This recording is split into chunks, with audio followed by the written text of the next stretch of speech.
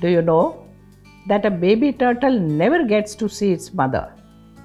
A baby turtle, once born, have to survive on its own and walks straight into the ocean. Doesn't wait for anyone, hold its hands to the ocean. A chicken, once born, becomes independent to feed itself. A duck, once born, starts swimming with no guidance. Whereas human babies are one of the most dependent living beings in this planet. So understand how human babies are so much dependent. A human baby has to be lifted and brought to the breast. In animals, it doesn't happen like that. Animals, they go behind mother, and whenever mother sits, they go and suck the milk on their own. A human baby has to be protected.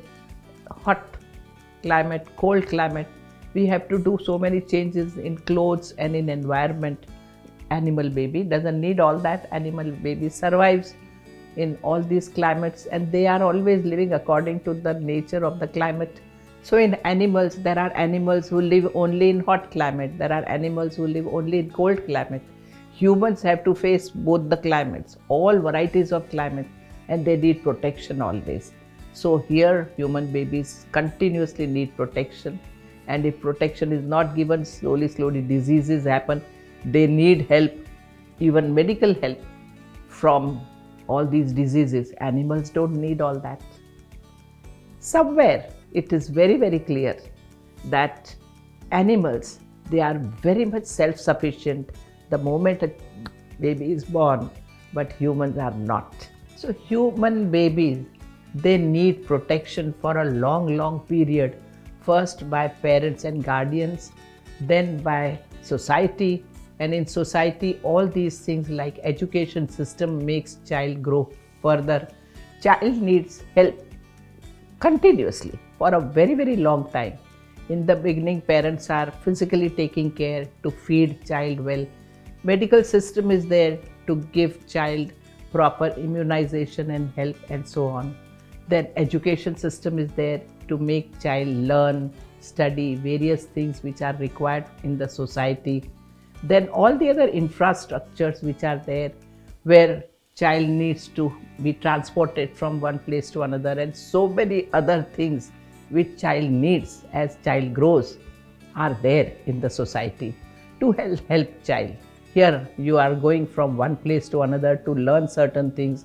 You are going from one place to another to do your jobs. Everywhere you need help and support only, no? And all this infrastructure is readily available. That's why we are growing. So society is there for our growth, and we have to contribute to society. Here, I would always give you one example, that you need food to eat. But who is growing food? Somewhere a farmer is growing wheat. Somewhere farmer is doing his duty, his work. Just imagine if farmers stop working, they go on strike, what will happen? You will not get your bread and butter, and you will not get your chapatis. Farmer is growing things. And then what happens? Packeted, food is packeted, then food is transported. Transport system is there. Now if transport system goes on strike, again you will not get your food. Trains, buses, planes, roads are available. So many people have worked hard to make roads, bridges, and all those things. All that is available. So the things are transported, and then they come to a place where you live. And then here are the traders who are doing their responsibility, their duty. They know how to do business. They know how to get the things from various places, keep at one place, and then sell. And when they are selling, you can go and buy, and then you bring these things home, and then you cook various things to feed yourself. Just see how many people are contributing to your growth. Lakhs and lakhs of people. Everybody is doing their part. Engineers are doing their job, laborers are doing their job, farmers are doing their job, business people are doing their job, traders are doing their job. Just understand, since they are doing their job, you are being looked after.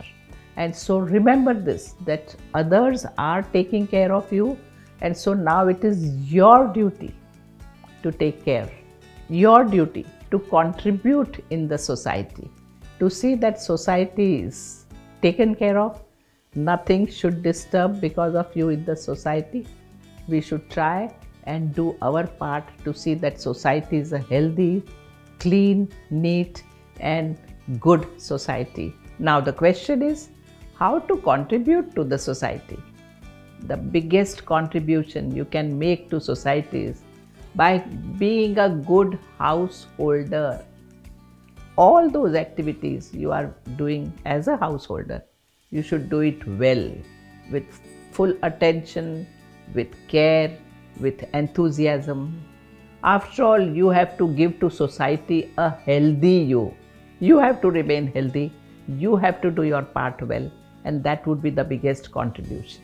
Contribution to society does not necessarily mean that you have to do some big thing like doing some social work or joining some organization as a voluntary basis and so on. It just means that the work may be smallest but done with definitely dedication, peace and joy. Nothing is small or big in society. Everything has its own place. Keep it where it belongs to. There is one statement given by one very nice poet who says that when you see something small and when you see something big, by seeing big, don't throw away the small things.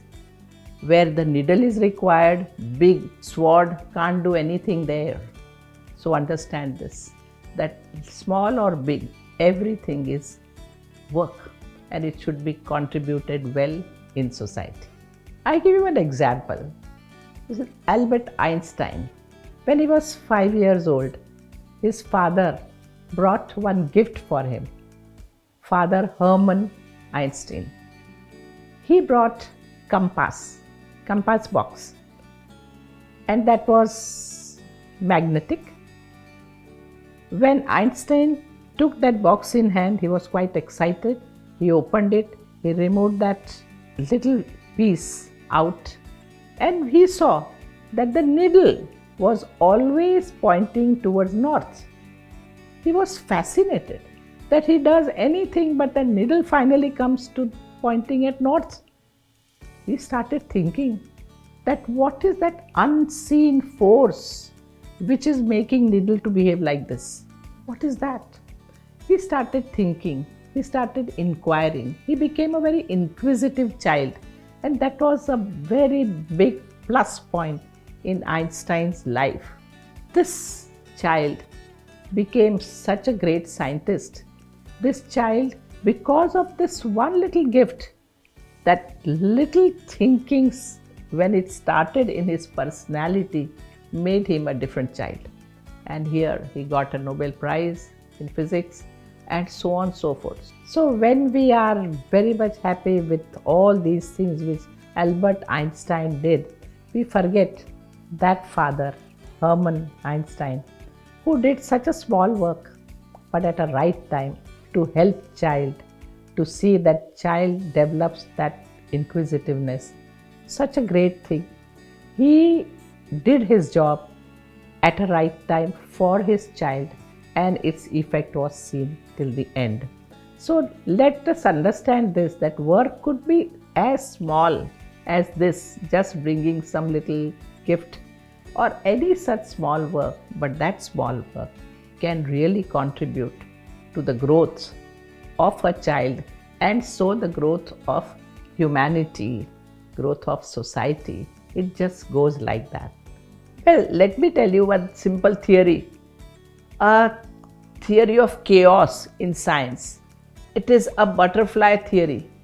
It says that when a butterfly is moving its wings fast, what is happening? It is creating waves in the air, and the pressure of air increases as it goes further and further, goes from one angle to another angle, and somewhere even a storm because of this flicking of butterfly is possible.